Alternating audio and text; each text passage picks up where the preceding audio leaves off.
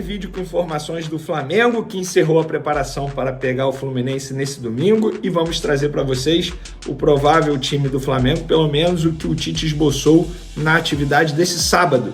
A gente vai contar para vocês, mas vamos contar também a estratégia do Fernando Diniz para tentar bater o Flamengo. Estratégia essa que ele tentava manter as 7 chaves, mas eu, no caso, Vene Casagrande, consegui descobrir, publiquei, inclusive outros colegas que acompanham o dia a dia do Fluminense também vieram a publicar depois, nos dando os devidos créditos, como diz o jornalismo. A gente vai contar que história é essa, que estratégia é essa que o técnico Fernando Diniz queria esconder, mas não conseguiu, para tentar vencer o Flamengo. Vamos falar também de um volante especulado no Flamengo que foi para o Cruzeiro. Tem carga de ingressos vendidos para o Fluminense e Flamengo. Novamente, a torcida do Fluminense parece que não comprou o barulho, não. Já a gente vai falar tudo sobre esse clássico. Vamos falar agora do Fla-Flu desse domingo? Pois é, antes de mais nada, cerca de 53 mil ingressos vendidos para Fluminense e Flamengo, mando de campo do Fluminense. Jogo no Maracanã nesse domingo, 4 horas da tarde. Não custa nada lembrar. Jogo do líder Flamengo contra o Lanterna Fluminense. Inclusive, os fluminenses foram à porta do CT, bateram nos carros, cobraram os jogadores. Segundo o jornalista Vitor Lessa, o carro do John Kennedy foi quebrado e o CT do Vasco, que é próximo, torcedores do Fluminense confundiram alguns jogadores, achando que era jogador do Fluminense, mas na verdade era jogador do Vasco. Quebraram o carro do jogador do Vasco também. Uma confusão danada lá na Barra, é onde fica localizado o CT, tanto do Fluminense quanto do Vasco. Eles são bem próximos. Um clima bem hostil, um clima bem pesado. Fernando Diniz balança e muito no cargo de treinador do Fluminense.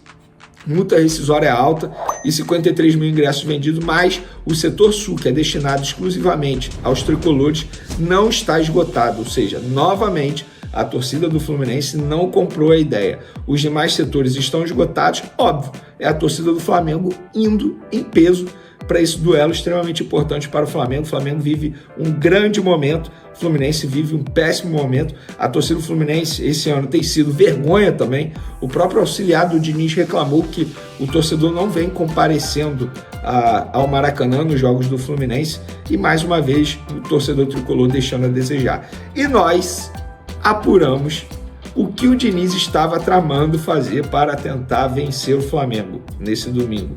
Pois é, ele vai mudar a escalação, vai surpreender na escalação, vai botar um jogador. Na verdade, ele vai tentar repetir a estratégia que o Bahia fez com o Flamengo na quinta-feira. Nós apuramos a escalação do Fluminense e divulgamos nas outras redes sociais, Twitter, Instagram, @Vene Casagrande, e também no TikTok, @Vene Casagrande 7. Fábio no gol, Samuel Xavier na lateral direita, Antônio Carlos e Martinelli de volante atuando como zagueiro, Diogo Barbosa na lateral esquerda. Marcelo não será titular, ainda não tem informação se ele será relacionado, mas não vai começar jogando. Renato Augusto, Lima, Gabriel Pires sendo titular, um jogador que é muito criticado pela torcida do Fluminense, e Ganso, esses 4 jogadores no meio de campo. E a dupla de ataque, John Kennedy e Cano. Qual é a ideia dele? Preencher ao máximo o meio de campo, mesmo sendo um meio de campo extremamente lento, mas ele quer preencher ao máximo o meio de campo, porque ele entende, o Diniz entende, que fazendo desse jeito, tal como o Bahia fez, pode levar vantagem em cima do Flamengo nas jogadas do meio.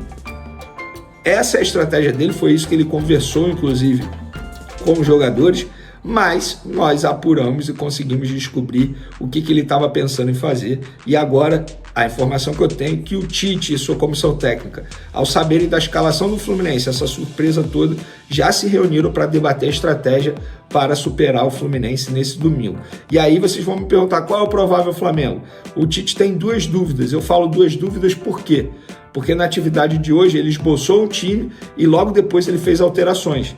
Ele começou com Rossi, Wesley, Fabrício Bruno, Davi Luiz, Léo Pereira na lateral esquerda, depois ele colocou o Ayrton Lucas, Léo Ortiz começando como primeiro volante, depois ele colocou o Alan, Gerson, Lohan, Luiz Araújo, Bruno Henrique na vaga do lesionado Cebolinha e Pedro. Lembrando que Cebolinha vai ficar aí pelo menos 2 semanas longe dos gramados, podendo chegar a 1 mês.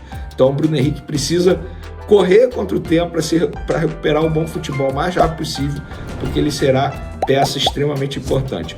Para esse jogo, terá concentração, os jogadores vão se apresentar ao técnico Tite lá no Ninho do Urubu na noite desse sábado, treinaram pela manhã, foram liberados durante o dia e na noite do sábado eles se reapresentam.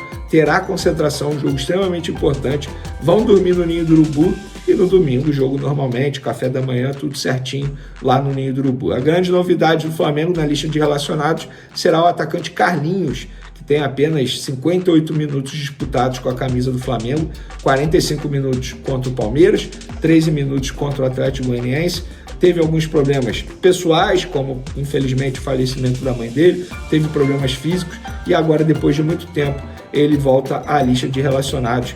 Que dê tudo certo na vida do Carlinhos, um cara que eu já falei aqui milhões de vezes, tem uma história de vida linda, sensacional, mas eu creio que no Flamengo terá pouquíssimas oportunidades. Vou lançar meu palpite aí para o jogo. Acho que o Flamengo vence esse domingo. Acho que a vitória do Flamengo, inclusive, vai fazer o técnico Fernando Diniz ser demitido. Isso é opinião, não é informação. Beleza? E qual a opinião de vocês? Tamo junto, galera. Beijão, forte abraço. E até esse domingão com Fla-Flu ou Flu-Fla.